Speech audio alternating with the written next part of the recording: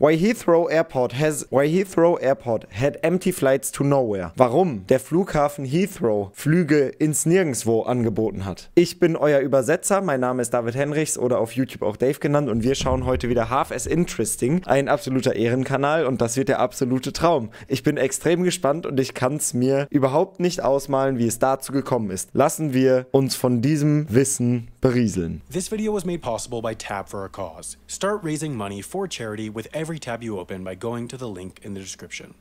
Hello and welcome to the dregs of the last Wendover video. This is Heathrow Airport. It's the busiest and biggest airport in the UK, and for complicated reasons, they used to have a flight 6 times a week to Cardiff, Wales that no passengers were allowed to take. Zum Transportieren von Sachen? Warum sonst? Also London auch wirklich dieses Flughafensystem mit Heathrow und wie heißen die anderen nochmal? Dieser andere Flughafen, wo Ryanair hinfliegt und dann noch so einer, Digga, das macht so wenig Sinn, Alter. Und die sind wirklich eine Stunde auseinander. Ich bin mal, no joke, von Köln nach London geflogen an Flughafen 1 und musste von Heathrow weiter nach New York. Stansted, genau, Stansted. Und habe für die Taxifahrt oder den Transport von Stansted nach Heathrow mehr bezahlt als für den Flug von Köln nach London. RIP. What you need to know about Heathrow is that it has only 2 runways, whereas Chicago O'Hare Airport, which flies about as many passengers yearly as Heathrow, has 7. And if my advanced differential calculus class taught me anything, it's that 7 is more than 2.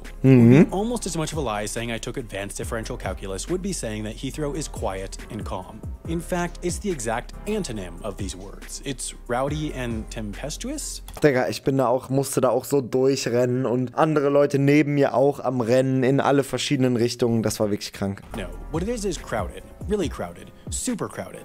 I have the best words. Because of that, airlines can't just go and decide they want to start flying there. They need to own a slot pair. These are rights for airlines to land and take off at the airport at a particular time, and they're tradable and sellable.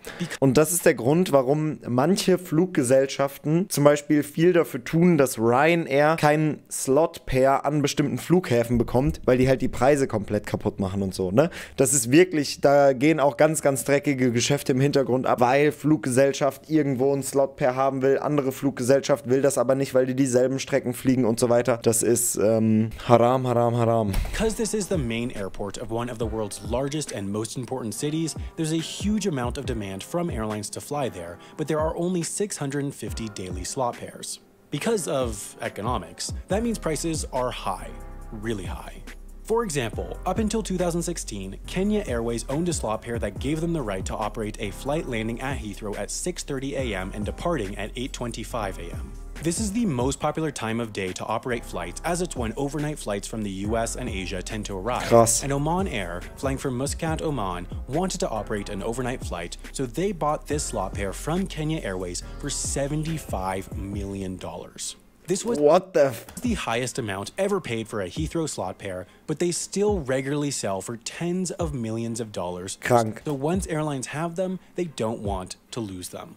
Airlines are required to use their slot 80% of the time, or else they'll be dissolved and given to the next airline on the waiting list. Aha, okay, da haben wir schon unsere Antwort. And that was what led to this ghost flight to Cardiff. In early 2007, British Mediterranean Airways permanently canceled their flight to Tashkent, Uzbekistan due to long-term civil unrest, but because of that, the Heathrow slot pairs they had been using to fly that flight sat empty. The Tashkent flight was scheduled to leave Heathrow at 2:35 p.m. and arrive back the next day at noon, but to keep their slots, they don't have to use them for any particular flight, they just have to use them. Therefore, British Mediterranean flew their small A320 over to Cardiff at 2:35 p.m. and returned the next day at 12 noon, 6 days a week. On each flight... Digga, was zur Hölle, Alter. Das ist so krank dumm, Alter. Alter, das kannst du dir nicht ausdenken. Das ist fast so dumm wie in dem letzten Video, was wir von denen gesehen haben, wo der Typ einfach mit seinem Ticket, womit er so viel fliegen konnte, wie er wollte, von New York nach London geflogen ist, um sich sein Lieblingssandwich zu holen. Plane had no passengers, only the crew, which seems to break the well-respected business strategy of making money, but since the cancellation of the Tashkent route was last minute, according to the airline, it would have been too expensive to set up contracts for baggage handlers, hire gate agents, find translators, and do everything else needed to actually carry passengers to Cardiff for the few months they had to hold these slots. Needless to say, environmental advocates were not amused, and it soon became a big scandal. But who cares about the Earth anyways? We can always move to the third world countries.